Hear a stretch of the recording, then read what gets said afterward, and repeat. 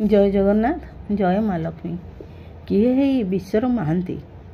जगन्नाथଙ୍କ सुरक्षा पाई कौन तांको अवदान अछि, आसंतु आमे जानिबा। कला पहाड़ हिंदू मानकर मंदिर को आक्रमण करुथिला। एही समय रे तीन ठाकुर को जगन्नाथ, बलभद्र, सुभद्रा को नहीं चिलिकार हाथी पठारे पाताली करा जाइथिला।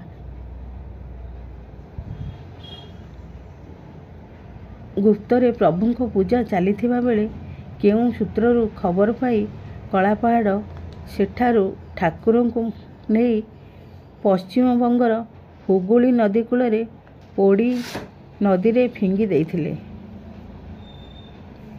एहाकु विश्वर महांती देखिथिले एवं नदी कूले कूले विग्रह मानक पछरे आसी विग्रह मानक उद्धार करथिले।